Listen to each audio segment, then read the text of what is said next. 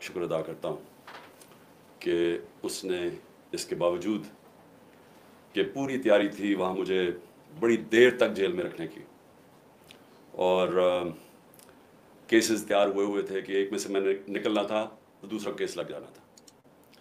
और जब मैं निकलना भी था वहाँ से, जब मोजेस जजेस ने, इस्लामाबाद हाई कोर्ट ने जब उन्होंने मुझे बेल दे दी, तो फिर भी बाहर वहाँ पुलिस इंतज़ार कर रही थी। एमपीओ, एक एमपीओ चीज़ होती है, मेंटेनेंस ऑफ पब्लिक ऑर्डर, उसमें इन्होंने पकड़ लेना था।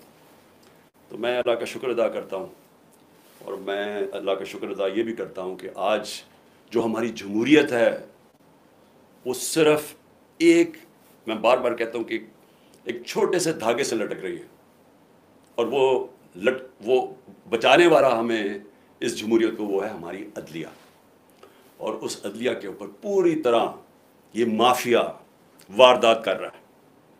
तो मैं पहले तो अपनी कौम को सिर्फ ये कहना चाहता हूँ कि अपने अदलिया और अपने आइन के साथ जुड़ के खड़े हो जाए, क्योंकि कहीं इन्होंने ये जो माफिया, मैं माफिया का लफ्ज़ इस्तेमाल कर रहा हूँ कि सिर्फ ज़ाती मफाद के लिए सब कुछ कर रहे हैं। इनका कोई नेशनल इंटरेस्ट नहीं है, कोई अपने पैसे बचा रहा है, कोई अपनी कुर्सी बचा रहा है, लेकिन इनको फिक्र नहीं है कि मुल्क डूबता जा रहा है। तो ये एक रास्ते में जो अदलिया इनको रोक के रखा हुआ है, और जिसकी वजह से मैं आज यहाँ बैठा हुआ हूँ, उसके ऊपर अब पूरी वारदात है।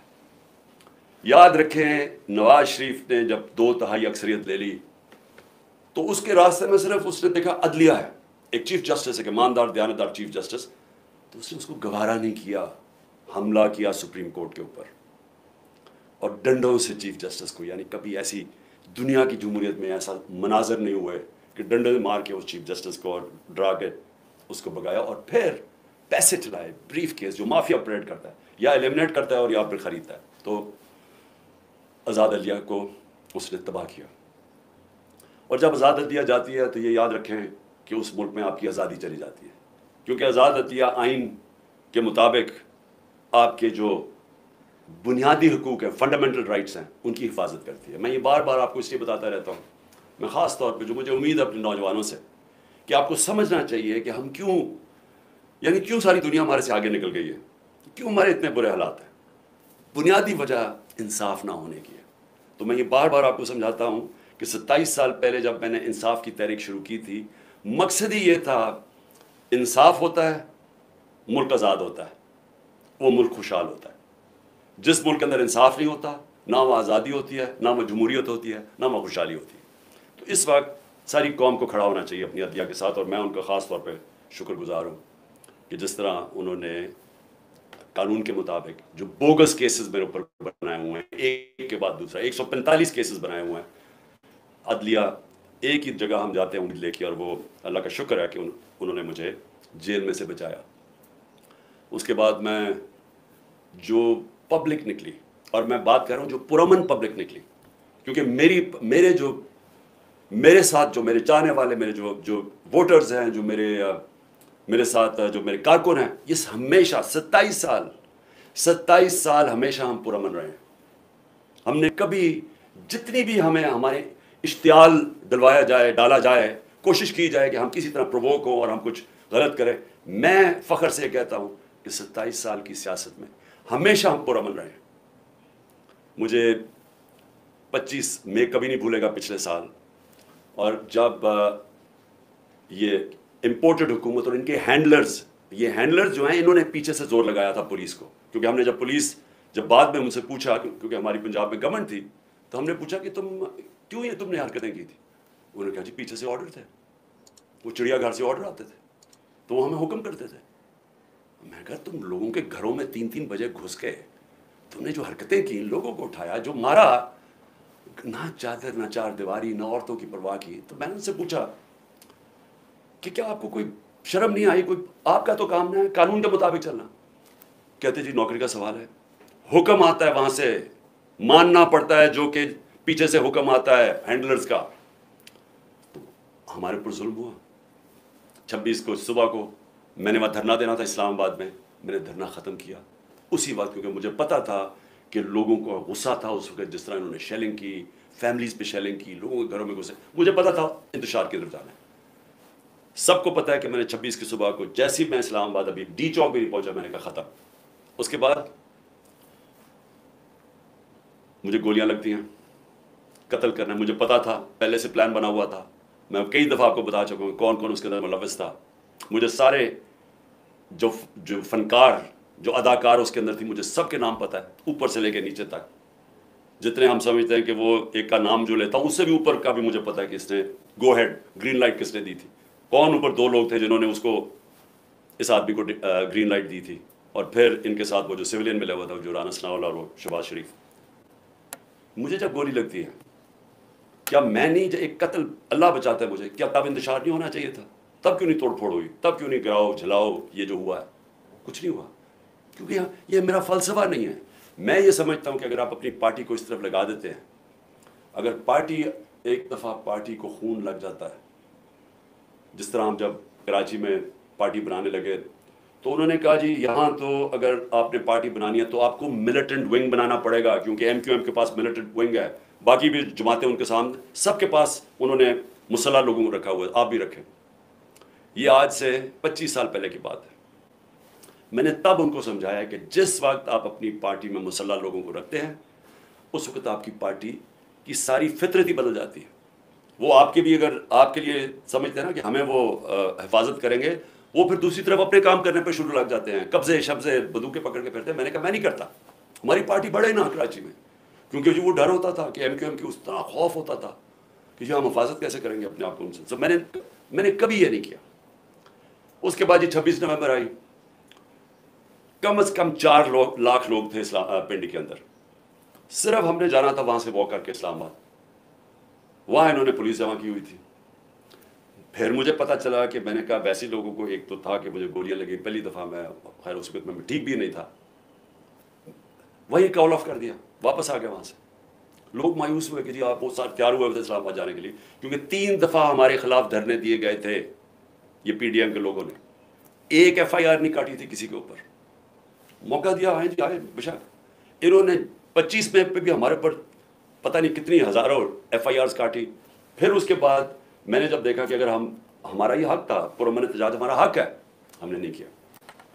मैं उसके बाद आगे आ जाता हूँ 8 मार्च को सबको पता है यहाँ क्या हुआ। इलेक्शन रैली शुरू हो रही है, पता चला जब दफ़ा 144 लगा दिया। इलेक्शन रैली, इलेक्शन अनाउंस हो चुका है, दफ़ा 144 कैसे लगता है? पूरा प्लान किया हुआ था इन्होंने। एक प्लान के तहत चाहते थे कि तशद्दुद हो या इंतशार फैले, क्योंकि इलेक्शन से भाग रहे हैं। सो एक चीज़, बुनियादी चीज़ आप सबने समझनी, जो लोग इलेक्शन चाहते हैं वो इंतशार नहीं चाहते। जो लोगों को खौफ आया हुआ है कि इलेक्शन में इनकी तबाही हो जानी है और इनका नामो निशान ख़त्म हो जाना है, वो इलेक्शन नहीं होने देना चाहते, लिहाजा वो चाहते हैं इंतशार। यह बुनियादी पॉइंट समझें। और मैं सारा वक्त अपने लोगों को, जब ज़िले शाह का इन्होंने तशद्दुद करके उसको कत्ल, उसकी जब डेड बॉडी की तस्वीरें आई, यहाँ गुस्सा था।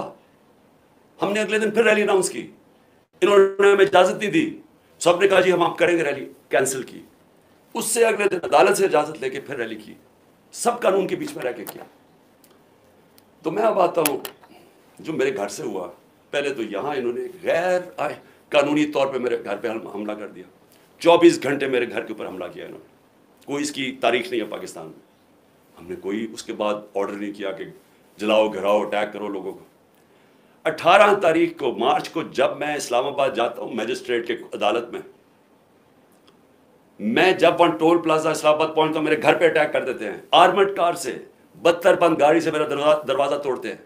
लाहौर हाई कोर्ट के फैसले के बगैर, बल्कि लाहौर हाई कोर्ट का फैसला होता है कि सिर्फ 2 आदमी आ सकते हैं सर्च वारंट के साथ, फैसला था उनका। 45 लोग या दरवाजा तोड़ के पुलिस वाले करके सबको घर लूटना, जो चीज मिली चोरी की, तबाह की, लोगों को मारा धाड़ा, हड्डियां तोड़ दी बेचारे लोगों को, उठा के ले गए लोगों को। अकेली बुशरा बेगम यहाँ थी, हमने फिर भी ऑर्डर नहीं किया। गुस्सा मुझे बहुत था। मैं ये आपको कहूँ कि मुझे कभी भी गुस्सा आया है कि खातून पर्दादार अकेली घर में बैठी है और चारों तरफ आवाज़ें आ रही हैं, ऊपर नीचे पुलिस कि वो मार रहे हैं, वो चीखें उनकी आवाज़ें आ रही हैं, खिड़की के बाहर लोगों को मार रहे हैं डंडों से। अकेली खातून, कोई शर्म कोई गैरत नहीं थी इनमें। सबसे ज़्यादा मुझे गुस्सा था, मुझे 18 तारीख को वहाँ कत्ल करने की कोशिश करते हैं, उसी दिन जुडिशल कॉम्प्लेक्स के अंदर। कोई मैं नहीं कहता कि यहाँ मूल के अंदर सारे निकल जाओ बाहर अटैक करो, कुछ कोई नहीं कहता। तो अब मैं ये कहना चाहता हूँ कि जो हुआ है, क्योंकि मुझे कल से खबरें मिलनी शुरू हुई, क्योंकि मैं तो नज़रबंद था ना, मुझे तो पता ही नहीं वो क्या रहा था। मुझे तो जब ये उठा के लेके गए हैं तो मुझे तो उसके बाद तो पता ही नहीं क्या हुआ है। तो कल से आज तक, अब आज भी दिन को मुझे देर भी हुई आपके पास आने की, कि मैं फैक्ट्स ले रहा था कि हुआ क्या है, कि हमारे ये तो हम हैं ही नहीं। यानी मैं हमेशा अपने लोगों को बताता हूँ, ये तहरीक इंसाफ पाकिस्तान की वाहिद पार्टी है जिधर फैमिलीज आती हैं। आप उठा के देखें, हमारे जलसों में बच्चे और औरतें आती हैं, फैमिलीज आती हैं। कभी किसी पार्टी के पास आइए, सेपरेट औरतों का इंक्लोजर होता है, फैमिलीज का भरा हुआ होता है, बल्कि वो सबसे ज्यादा भरा हुआ होता है। तो हम चाहेंगे इंतशार। अगर एक पार्टी की कॉल पे पहली दफा पाकिस्तान की तारीख में इस तादाद के अंदर ख्वातीन निकलती हैं, तो आप इंतशार चाहेंगे। तो मैंने तुम सबको कहा हुआ है कि हमेशा वो चीज करो, इंतशार से बचो। हमने कभी इंतशार में नहीं पड़ना। तो जो फिर मैं आहिस्ता आहिस्ता, मुझे अब चीज़ें सामने आ रही हैं, तो मैं इसलिए आपके सामने, थोड़ी मुझे देर भी हुई। तो पहले तो मैं जरा बताना चाहता हूं कि मैं निकलने से पहले, जब मैं इस्लामाबाद निकलने लगा था, मुझे पता था इन्होंने करना, हालांकि मेरे ऊपर कोई केस नहीं था, सब बेल्स थी। लेकिन ये इतने बदनीयत और घटिया लोग हैं, और 145 केसेस थे, सब में बेल्स थी। मुझे एक खबर मिल गई कि इन्होंने मुझे पकड़ना है। मैं ये चाहता हूं कि पहले देख लें कि मैं निकलने से पहले क्या कहा था और फिर मेरे से हुआ क्या। अब आप देखें कि चलने से पहले मैं कह रहा हूं कि देखिए, आप हमें वारंट दिखाएं, लेकिन वो रेंजर्स का क्या काम था? ये तो पुलिस को आना चाहिए था, फौज का ये काम था करने के लिए। और उसके बाद दरवाजे तोड़ के लोगों को मारा, जख्मी किया इन्होंने, मेरे सर पे मारा इन्होंने, और उसके बाद इस तरह लेके गए। सारी दुनिया ने देखा कि एक पाकिस्तान की सबसे बड़ी पार्टी का सरबराह, वो पाकिस्तानी जिसको सारी दुनिया और पाकिस्तान 50 साल से जानता है, पहले क्रिकेट से मुझे 20 साल जानते थे, जो पाकिस्तान की तारीख का सबसे बड़ा खैराती काम किए हैं, जिसने बड़े खैराती इदारे दुनिया में और होता है, नोबेल प्राइज मिलता है उन्हीं के ऊपर, 2 बड़े कैंसर हॉस्पिटल, तीसरा बन रहा है, 1 यूनिवर्सिटी, सब खैराती, और फिर अल कादर जिसके ऊपर मैं बाद में आता हूं।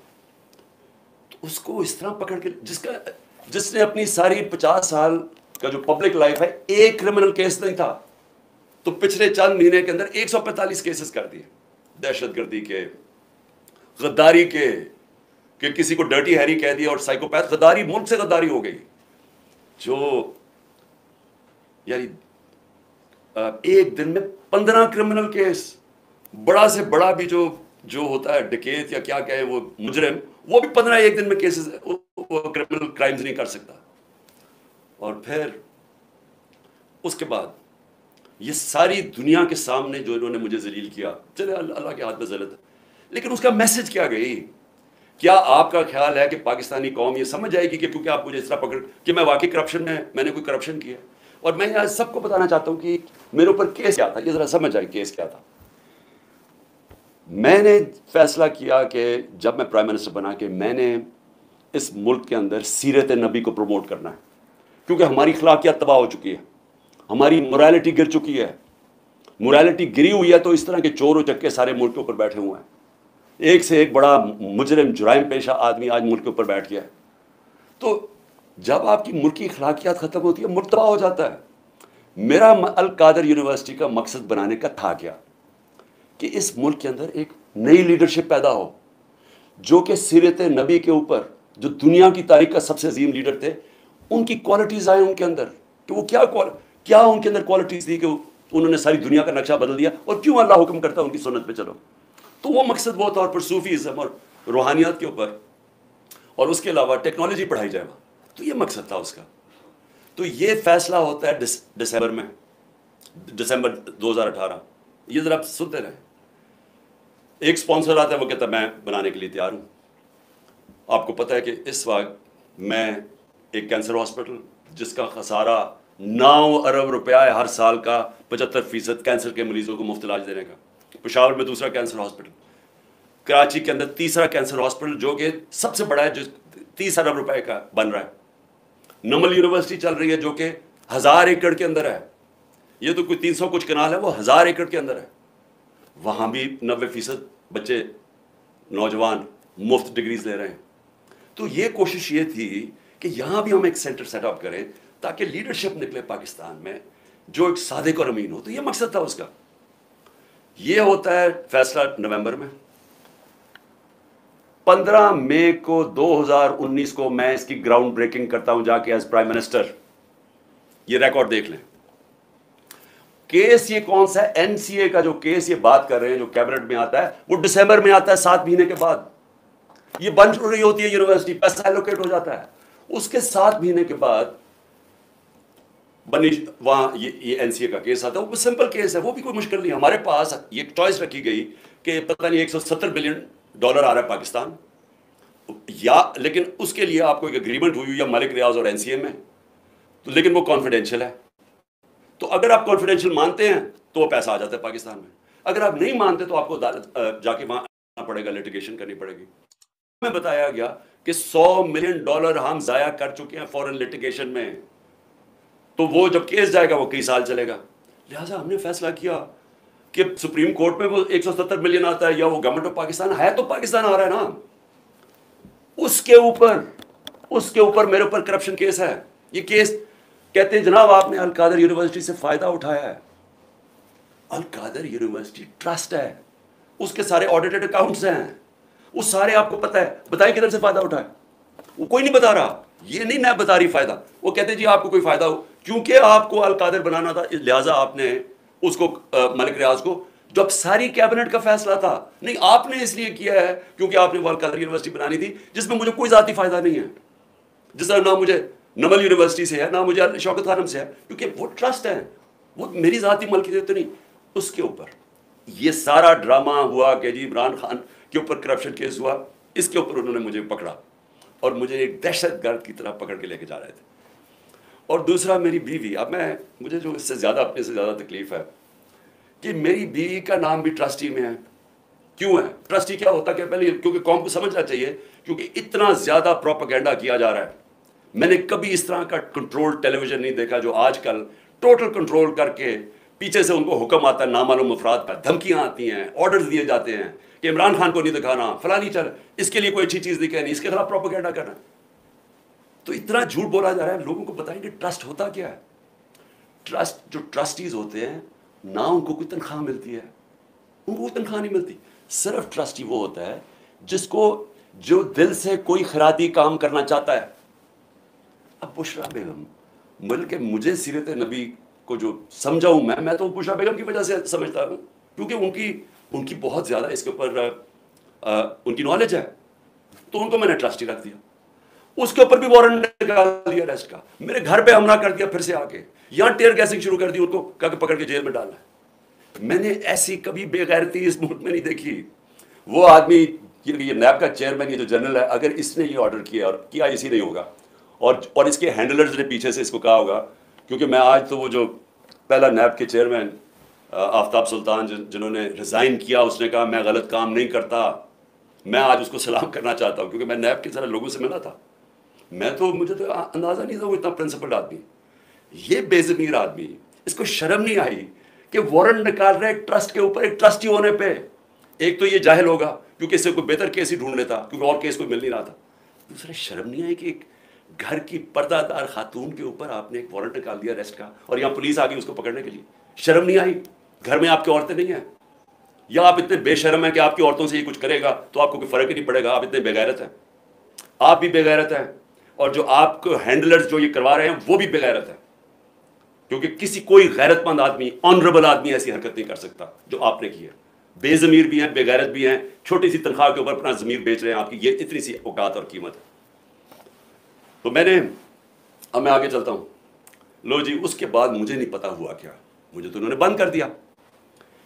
तो जब मैं निकला सुप्रीम कोर्ट में, तो मुझे जजेस ने, मैं तो सीधा वहाँ से सुप्रीम कोर्ट गया, उन्होंने मुझे पूछा कि जी यहाँ तो बड़ा इंतशार हुआ है, तोड़ फोड़ हुई है। मैंने उनको कहा कि ये हमने कभी ऐसी चीज़ें नहीं की, तो पहले भी चले कम से कम गोलियाँ जब लगी थी तब तो तोड़ फोड़ होती ना, तब तो सबको पता था। मैंने तो नाम ले लिया था कि कौन जिम्मेदार है, मैंने तो उस ISI के जनरल का नाम ले लिया था। तो तब क्यों नहीं उन्होंने अटैक किया? तब क्यों उन्होंने लोगों को घरों में ये जाके क्यों नहीं हमला किया? तो जो अब से मुझे पास मालूमात आ रही हैं, मैं ये चाहता हूँ कि ये एक छोटी सी आप ज़रा वीडियो देख लें, ताकि आपको अंदाज़ा हो कि ये हुआ क्या है। क्योंकि मुझे अभी तक, मैं चाहता हूँ इसके ऊपर पूरी इन्वेस्टिगेशन हो और इंडिपेंडेंट हो। मैं चाहता हूँ जो भी सरकारी बिल्डिंग्स जलाई गई हैं, इन्वेस्टिगेशन हो कि इसके पीछे कौन था। मैं चाहता हूं कि जो बेचारे नौजवान, नहत्ते नौजवान, जो एक हकीकी आज़ादी के लिए और जो उनका हक है कि पुरअमन एहतजाज करना, जो हमेशा हमने किया है, उनको सीधी गोलियां मारी गई हैं। और जो पता नहीं कितने 100 लोग इसको पड़े हुए हैं, गोलियां उन्हें लगी हुई हैं, जो अस्पतालों में पड़े हैं। मैं इस सब के ऊपर इंक्वायरी चाहता हूं, लेकिन इनसे नहीं चाहता। मैं चाहता हूं कि चीफ जस्टिस सुप्रीम कोर्ट, आप अपने नीचे कोई पैनल बनाएं इंडिपेंडेंट।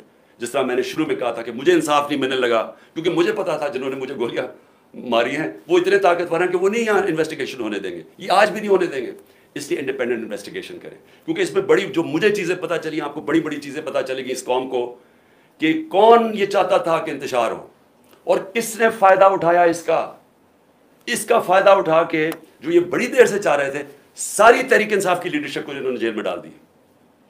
अब तक 3,500 वर्कर हमारे पकड़ के जेल में डाल दिए, अभी भी पकड़ आए वर्कर्स, और सिर्फ मौके का फ़ायदा उठाया इन्होंने। मैं अभी आपको बताऊंगा कि बाकी इन्होंने क्या किया।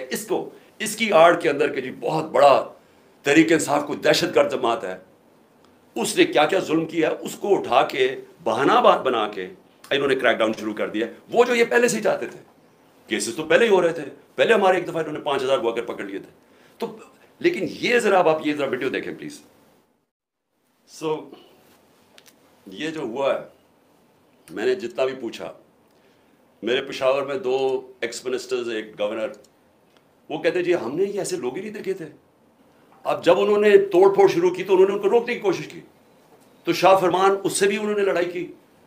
दूसरा हमारा शौकत यूसुफ से, जब उसने रोकने की कोशिश की, जो मिनिस्टर था, उसके उन्होंने कपड़े फाड़ दिए। ये कौन लोग थे? हर जगह से खबरें आई। अभी यहाँ से जब हमारी लोग जमा हुए थे इधर लिबर्टी चौक में, उन्होंने कहा कि हम अजीब अजीब लोग देख रहे थे। हाँ, एक तो जनरल पब्लिक है ना, वो तो हमारी आती है, लेकिन ये अजीब किस्म के लोग थे। जब उन्होंने देखा कि वो सारों को इश्तियाल दे रहे थे कि चलो वो उधर चले, तो उधर फलाने कैंटोनमेंट में चलें, यानी वो लोगों को इश्तियाल दे रहे थे। और ये जो आपने देखा ट्रक से उतरते हुए नामालूम, ये सफ़ेद कपड़ों में, यही लोग जब मैं जुडिशल कॉम्प्लेक्स में मेरा कत्ल करने का प्लान था, वहाँ इसी तरह के लोग थे। उन्होंने दूसरे कपड़े पहने हुए थे। एक और प्लान इन्होंने किया था मुझे यहाँ कत्ल करने का, तब भी था कि वो हमारे कपड़ों में यहाँ आएंगे और यहाँ से गोली चलाएंगे ताकि हमारे पर हो। जो हुआ, अब ये जो गोली चली है, ये गोली किसने, यानी कौन जिम्मेदार है इसका? क्योंकि हमारे में तो किसी ने गोली नहीं चलाई। सो देखिए, ये इसके ऊपर इन्वेस्टिगेशन होनी चाहिए, क्योंकि मैं फिर से कहता हूँ, मैंने कभी किसी किस्म का इंतशार, मैंने कभी किसी किस्म का वायलेंस की आज तक अपनी पार्टी को इजाज़त दी थी, क्योंकि हम वो पार्टी हैं जो कि हम आइन और कानून के बीच में इलेक्शन जीत के आना चाहते हैं। हम कोई इस तरह के हरबे नहीं इस्तेमाल करना चाहते, ये माफिया जो बना हुआ है। लेकिन इन्होंने मुझे जो ख़ास तकलीफ हुई, जो औरतों से इन्होंने किया, यानी कौन औरतों से इस तरह, ये हमारे मुल्क की तहजीब है? ये जब से ये इम्पोर्टेड हुकूमत आई और इनके हैंडलर्स, ये औरतों के अंदर जिस तरह उनके ऊपर खौफ और हरासा फैलाते हैं, ये इस मुल्क के अंदर कभी हुआ पहले? कितना खतरनाक है। आप मुझे बताएं, फ्रांस के अंदर आप देखें, वहाँ पुलिस खड़ी होती है सामने, प्रोटेस्टर्स खड़े होकर पेट्रोल बम मारे होते हैं उनके ऊपर। कभी किसी ने गोली चलाई है वहाँ? कभी किसी के घरों में जाके लोगों को उठाया, गिरफ्तार किया है? वो जब सामने होते हैं, कभी कोई लाइन क्रॉस करता है वहाँ, तब तो गिरफ्तारी हो जाती है। घरों में छापे मारते हैं, आज सबके घरों में छापे पड़ रहे हैं, और सारी लीडरशिप अंदर डाल दी है जेल में इसका बहाने में। और फिर मुझे ये जरा समझाएं कि टीवी के ऊपर कैसे एकदम मीडिया पे क्लैंप डाउन हो गया। जैसे ही मुझे गिरफ्तार किया, सारे मीडिया पे सेंसरशिप, सिर्फ एक सरकारी वर्जन चला जा रहा था, और वो हमें पता किधर से आ रहा था, हैंडलर्स उनका वर्जन चल रहा था। चाहे जो भी चैनल हो, जो कि पहले हमें दिखाती थी, सब चैनल एक ही चलानी शुरू हो गई कि शरपसंद है PTI, एक ही चीज़ चलनी शुरू हो गई। हमें पता है किधर से फीड है। एक तो हमें अकल भी इतनी नहीं है कि थोड़ी सी अकल इस्तेमाल करो, सबको एक ही फीड दे रहे थे कि शरपसंद हैं, ये है, इन्होंने वो किया। और उसके बाद मीडिया के ऊपर क्लैम डाउन के चैनल्स के ऊपर पड़ गए। उसके अलावा अब मुझे ये समझाएं कि इमरान रियाज खान किधर गायब किया हुआ है? क्या उसका कसूर ये है कि वो इस इम्पोर्टेड हुकूमत और इसकी लाइन पे चलता नहीं है? क्या इसका ये कसूर है? इसलिए वो पहले उसे उठाया, उसे गायब कर दिया। और मुझे खतरा है, मैं सबके सामने कहना चाहता हूँ, इसके ऊपर तशद्दुद करेंगे, क्योंकि हमारे कई लोगों के ऊपर, आजम स्वाति और मैं कई लोगों को बताऊंगा, अली अमीन, इनके ऊपर उन्होंने तशद्दुद किया। और मुझे खौफ है कि इसके ऊपर भी तशद्दुद करेंगे, क्योंकि इमरान रियाज आखिर में कह रहा था, एयरपोर्ट जा रहा था, मुल्क छोड़ के जा रहा था, जब उसको एयरपोर्ट से पकड़ा है, उसको भी खौफ था कि अरशद शरीफ से जो हुआ है वही लोग उसी से वही करेंगे, और उसको अब जेल में रखा हुआ। मैं सारी कौम को कहना चाहता हूं, आपको सबको अपनी आवाज उठानी चाहिए कि एक सहाफ़ी के पीछे जिसकी सबसे ज्यादा व्यूअरशिप है, उसकी यूट्यूब पे व्यूअरशिप देखें, उसको टीवी चैनल में नहीं काम करने देते क्योंकि उनकी लाइन फॉलो नहीं करता, उसके ऊपर उसको खतरा ये है कि या उसके ऊपर बड़ा तशद्दुद करेंगे, और हमें यह भी डर है कि उसको मार ना दे, क्योंकि अभी तक वो पुलिस कह रही थी हमें नहीं पता वो किधर गया, हमें पता है वो किधर है, मुझे पता है वो किधर है, और इसके ऊपर कुछ हुआ तो फिर ये लोग जिम्मेदार होंगे, वही जिन्होंने अरशद शरीफ का कत्ल किया था, जो जिम्मेदार है मेरे ऊपर जिन्होंने कातलाना हमला करवाया था, फिर उसको भी उठा के ले गए, और यह मकबूल खान को, बुजुर्ग आदमी है, यानी ठीक है, वो उसकी अपना राय है, उसकी अपनी फॉलोइंग है, क्योंकि वो आपकी ऑफिशियल लाइन के साथ नहीं है, क्योंकि वो भेड़ बकरियों की तरह आपकी लाइन पे नहीं चल रहा, क्योंकि वो कंट्रोल नहीं है, उसको उठा के ले गए। आफ्ताब इकबाल को पकड़ के ले गए, उसको जरा छोड़ दिया, लेकिन उसको भी उठा के ले गए, उसकी तो लाइन ही कुछ और है, लेकिन क्योंकि शायद उसने इमरान खान के लिए कोई प्रोग्राम कर दिया होगा। यानी ये ऐसी फैशिज्म, मुझे तो ये नहीं समझ आती कि कौन से मुल्क में, किस जमहूरियत के अंदर ये तमाशे हो रहे हैं, यानी जिस तरह का जुल्म हो रहा है। उसके बाद जब पब्लिक का रिएक्शन आया, तो ये पब्लिक का रिएक्शन इससे बहुत ज़्यादा आना था।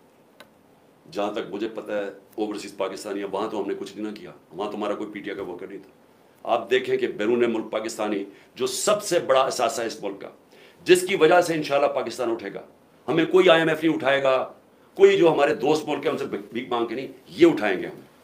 इनका रिएक्शन देखिए कैसा है, एकदम निकले वो लोग। और वो क्यों निकले हैं?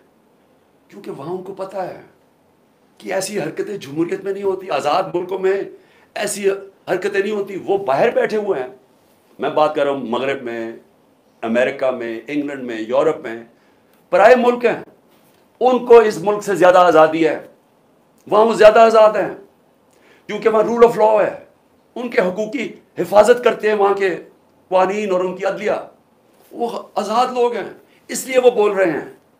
यहाँ इन्होंने इतना खौफ और हिरासा फैला के, डरा के, डंडे मार मार के लोगों को समझ रहे कि कंट्रोल कर लेंगे। मैं आज फिर से याद कराना चाहता हूँ ईस्ट पाकिस्तान का, मेरी ज़िंदगी में हुआ ईस्ट पाकिस्तान। मार्च 1971 के अंदर मैं वहाँ मैच खेलने गया था ईस्ट पाकिस्तान की अंडर-19 के खिलाफ। हमारा जो जहाज़ वापस आया था वो आखिरी जहाज़ था। मुझे अभी भी याद है कि कितनी नफरत हो गई थी पाकिस्तान के खिलाफ। हमें तो यह पता ही नहीं था, इसी तरह जिस तरह आज मीडिया कंट्रोल कर रहे हैं, तब ये मीडिया कंट्रोल कर रहे थे। फ़र्क यह है कि आज सोशल मीडिया है, और इन्होंने सोशल मीडिया बंद कर दिया इस दौरान, क्योंकि ये अपना वर्जन देना चाहते थे कि शर पसंद और बताना चाहते थे, इन्होंने सोशल मीडिया बंद कर दिया। फेसबुक, ट्विटर,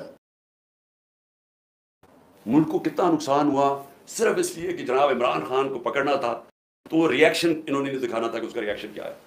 तो ईस्ट पाकिस्तान में यही हुआ था। हमें यहाँ कंट्रोल मीडिया, पाकिस्तान टाइम्स, हमें यहाँ PTV था। वो मैं तो इंग्लैंड गया पढ़ने के लिए, उधर मुझे पता चला वहाँ क्या हुआ है। आज हमें समझना चाहिए कि ईस्ट पाकिस्तान के लोगों से इतना बड़ा जुल्म हुआ। उनकी जो पार्टी इलेक्शन जीती है, जिसको प्राइम मिनिस्टर बनना, मुल्क गवा दिया, तबाह करवा दिए, 90,000 हमारे फौजी कैदी बन गए। मुल्क को नुकसान आप अंदाजा भी नहीं लगा सकते कितना हुआ। बंद कमरों में फैसले होते हैं, छोटे से थोड़े से लोग बैठ जाते हैं जिनको पता ही नहीं बाकी दुनिया कैसे चलती है, वहां बैठ के फैसले कर लेते हैं। क्या उन फैसलों का नुकसान होता है वो भी नहीं पता चलने देते। उनकी जब हमूद रहमान रिपोर्ट लिखी गई, पाकिस्तान में शाया नहीं होने दी। वो इतनी ताकत थी उनकी, 25 साल के बाद हिंदुस्तान में शाया होती है। मुल्क कैसे नहीं चलते। और मैं जरा ISP साहब, जरा थोड़ा सा, आपने कुछ पीछे, मैं जब जेल में था तो बातें की, मैं उनके कुछ जवाब देना चाहता हूं आपको। देखें, आपने ऐसी बातें की कि सबसे पहले कहा जी मैं दोगला हूं, कि मैं एक तरफ कहता हूं फौज मेरी है और दूसरी तरफ मैं उसकी तनकीद करता हूं या जो भी बुरा भला कहता हूं। आपने कहा कभी फौज को दुश्मन ने इतना नुकसान नहीं पहुंचाया जितने मैंने पहुंचाया। दूसरा आपने रिमार्क पास किया। और तीसरा आपने कहा कि हम अब क्रश करेगा इनको। देखिए ISPR साहब, मेरी ज़रा गौर से बात सुन लें। आप जब पैदा भी नहीं ना हुए थे तब मैं अपने मुल्क को दुनिया में रिप्रेजेंट करता था। मैंने अपने मुल्क का दुनिया के अंदर सर ऊपर किया, इज्जत दिलवाई अपने मुल्क को। उठा के देख लें, आप भूल गए होंगे, आप पैदा नहीं हुए होंगे, ज़रा पता चलवा लें कि इमरान खान ने क्या पाकिस्तान की दुनिया में इज्जत ऊपर की या नीचे की। और आपको ये पता होना चाहिए कि जब वॉर ऑन टेरर हुई और जो पाकिस्तान की मिट्टी पलीत हुई दुनिया में कि हमारा क्या जी फौज दोगली है, क्योंकि तब मुशर्रफ का मार्शल लॉ था, ये हमारे से झूठ बोलती है, करती कुछ है, कहती कुछ है, डॉलर्स हमारे से लेती है और दोगली गेम खेलती है। डबल गेम, दोगला तब नाम इस्तेमाल होता था, पाकिस्तान को वर्ड ही दोगला इस्तेमाल करते थे, डबल गेम का नाम करते थे। जरा इंटरनेशनल मीडिया देखें, किसने अपनी फौज को सबसे ज्यादा जिसकी हिफाजत की, किसने अपनी फौज के साथ इंटरनेशनल मीडिया पे खड़ा हुआ। जब उसामा बिन लादेन, जब वो एबटाबाद में जो वो हादसा हुआ, आपको पता है बैरून मुल्क पाकिस्तानियों के ऊपर जो गुजरी, आप अंदाजा नहीं लगा सकते। उन्होंने कहा हमारे से पैसे ले रहे हैं और उसी को अपने एकेडमी के पास एबटाबाद में पाला हुआ। जो हमें जिल्लत मिली तब कौन बोला आपके लिए? या तो कोई सांप सूंघ गया था, या तो आर्मी चीफ के मुंह से चून नहीं निकल रही थी, या तो कोई बोलता ही नहीं था। ना प्राइम मिनिस्टर तब वो गिलानी था, ना जरदारी। 4-5 दिन सन्नाटा छाया हुआ था, वो आके मार के चले गए। हमारे मुल्क में दुनिया में जलील हुए हम। मैं बोला था, मैं सारी जगह अपनी फौज को डिफेंड किया। मेरे 3.5 साल में देखें कि पाकिस्तान फौज का इमेज ऊपर था या नीचे था। जरा उठा के देखें, आपके सामने है वो। क्या फौज का इमेज ऊपर गया या नीचे गया? फौज को लोग पसंद करते थे।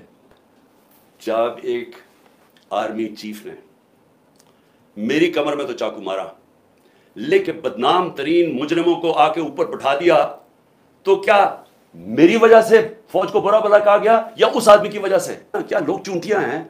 क्या लोगों में अकल नहीं है? क्या लोग बेवकूफ हैं कि जिधर आप लगाएंगे उधर लग जाएंगे? क्या लोग 30 साल से इन लोगों को नहीं जानते थे? इसी फौज ने, मैंने अपने कानों से सुना हुआ है, जब मुझे ISI ने ब्रीफिंग दिया कि इन्होंने कितना, अब से नहीं 25 साल से मैं सुन रहा हूं कि कितना पैसा इन्होंने चोरी करके मुल्क से बाहर लेके गए कि जी अब चाइना से वापस आए तो गया, या जरदारी ने ये डील की है तो फलानी प्रॉपर्टीज। हमें जो उन्होंने प्रॉपर्टीज दिखाई हैं वो इससे अरबों डॉलर्स के अंदर प्रॉपर्टीज है।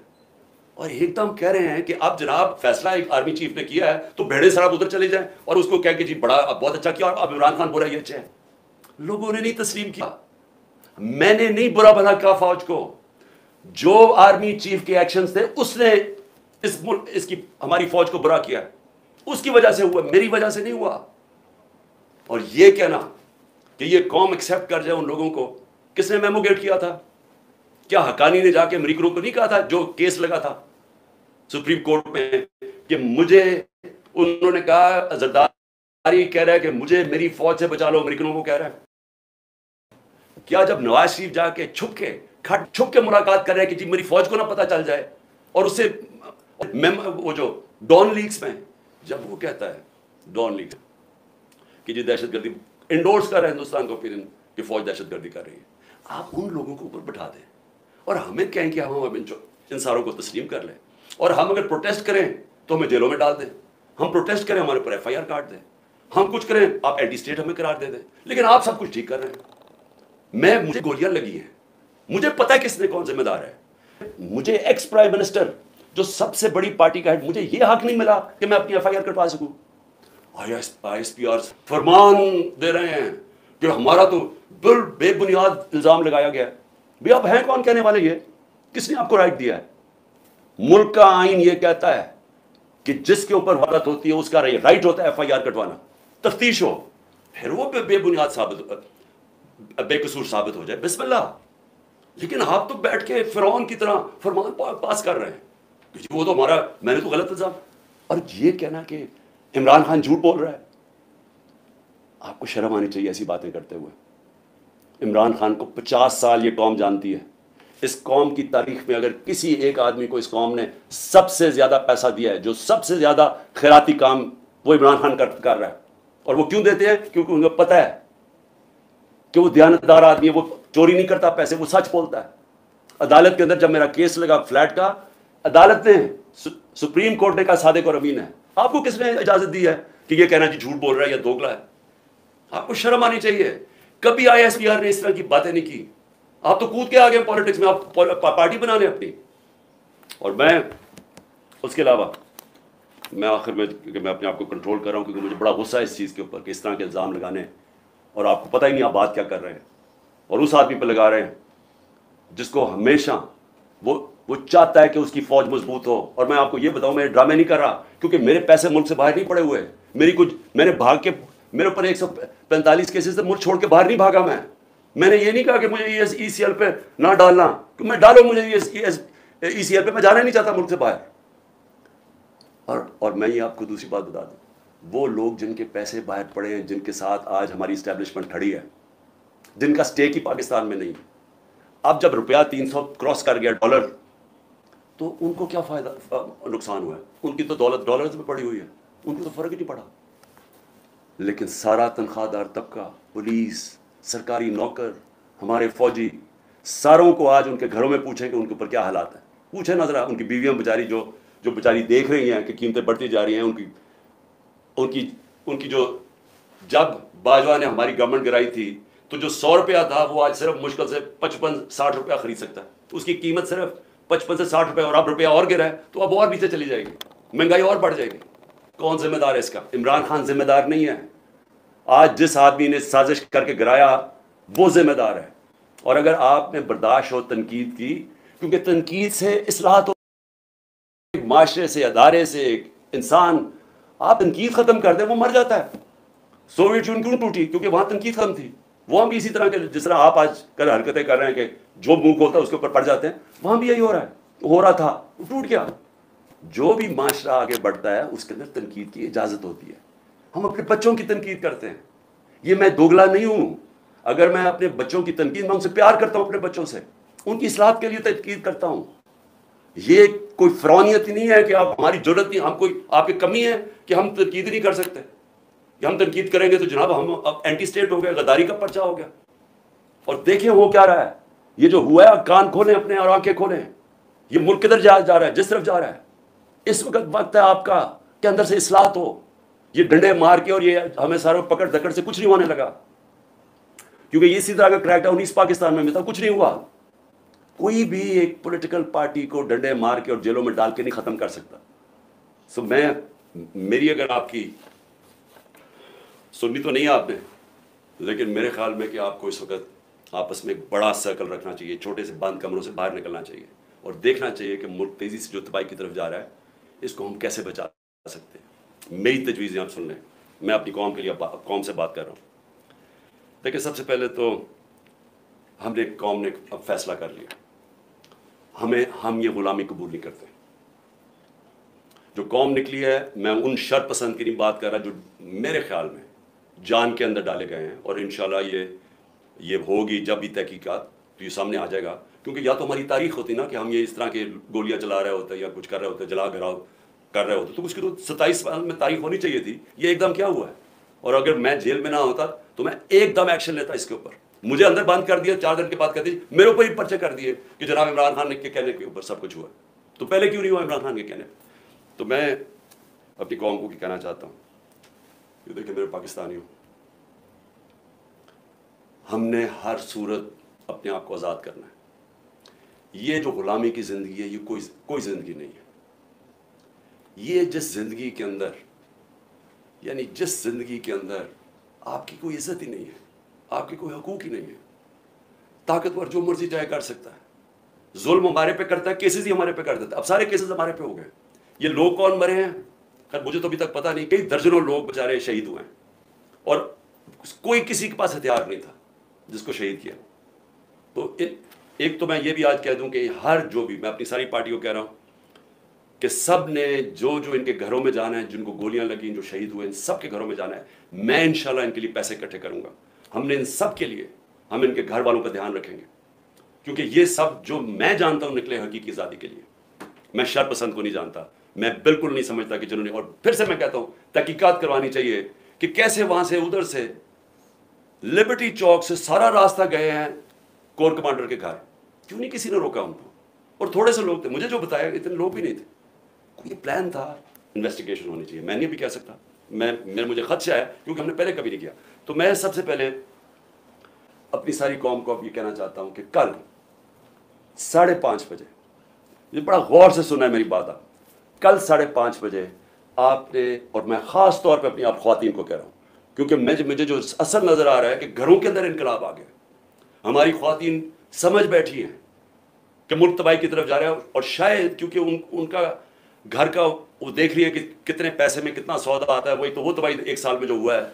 लेकिन वैसे भी इनकलाब हमेशा यूथ और ख़वातीन लेके आती है। तो मैं अपनी ख़वातीन को कहना चाहता हूँ और अपने बुज़ुर्गों को कि आपने सिर्फ मेरी आज गौर से बात सुनी, अपने घर से अपने बाहर निकलना है, आपकी गली के आखिर में जो, या आपकी गांव या गली के आखिर में, आपने सिर्फ निकल के एक अपने हाथ से लिख के एक प्लेकार्ड जिसमें होना चाहिए हकीकी आज़ादी, ऊपर हकीकी आज़ादी और नीचे आइन बचाओ पाकिस्तान बचाओ। क्योंकि आइन होता है तो अगर आइन होगा तो मुल्क भी होगा और आज़ादी भी होगी। तो ये आपने सिर्फ हकीकी आज़ादी, आइन बचाओ पाकिस्तान बचाओ एक प्लेकार्ड पर रखे, आपने सिर्फ अपनी गली से निकल के खड़े हो जाना है 1 घंटे के लिए, मेरे लिए, अपने मुल्क के लिए 5:30 से 6:30 तक आपने निकलना है कल।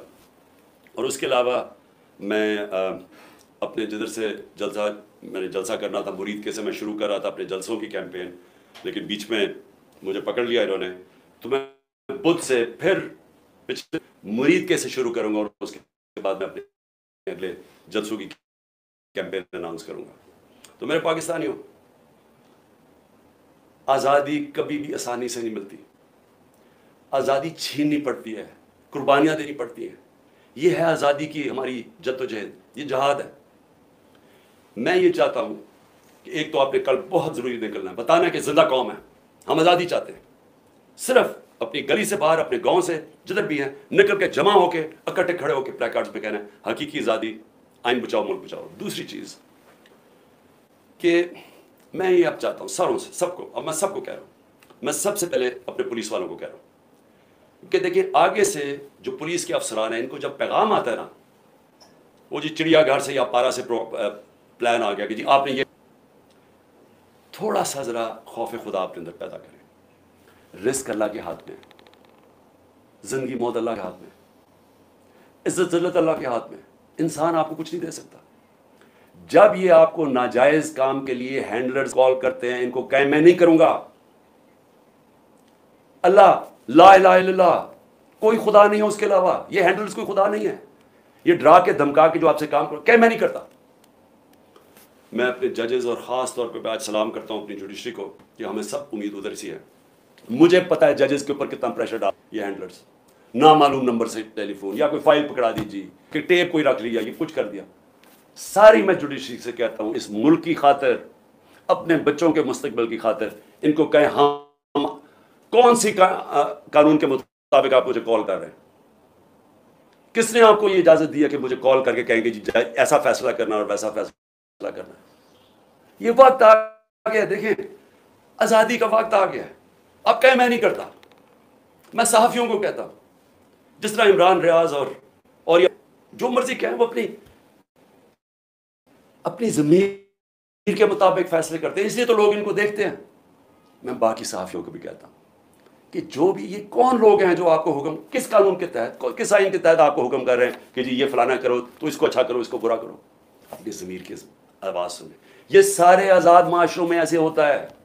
किसी आज़ाद माशरे में कोई आपको टेलीफोन करके हुक्म नहीं करता कि आज इस टीवी चैनल पर इमरान खान को ना दिखाओ, क्योंकि बाहर की चैनल तो व्यूअरशिप पर देखती है। अगर इमरान खान की ज़्यादा व्यूअरशिप है वो दिखाएंगे, अगर नहीं है वो नहीं दिखाएंगे। यहाँ बाकायदा कॉल, अच्छा हम तुम्हें पैसे देंगे इमरान खान को ना दिखाने के लिए। सहाफियों को भी, मालिकान को भी, सबको कहता हूँ देखें, ये मुल्क ऐसे चलेगा नहीं। कोई मुल्क नहीं ऐसे चल सकता कि ये जो बाहर से ऑर्डर्स आते हैं, नामालूम अफराद पीछे के बंद कमरों में गलत फैसले करते रहते हैं, मुल्क का बेड़ा गर्क करते रहते हैं। टाइम आ गया, आप क्या नहीं हम करते, हम आइन के मुताबिक चलेंगे, हम कानून के साथ खड़े हैं।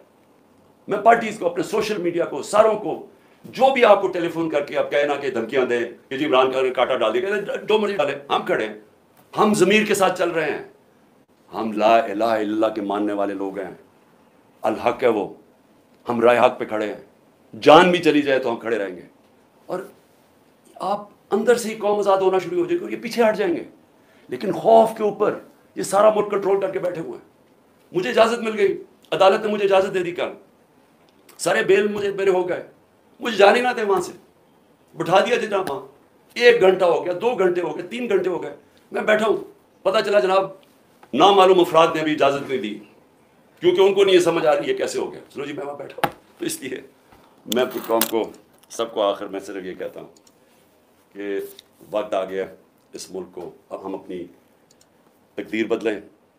कल आपने ज़रूर निकलना है शाम को 5:30 बजे अपने मुल्क के लिए, अपने आइन को बचाने के लिए, अपनी आज़ादी को बचाने के लिए, अपने बच्चों के मुस्तकबिल के लिए, पाकिस्तान से।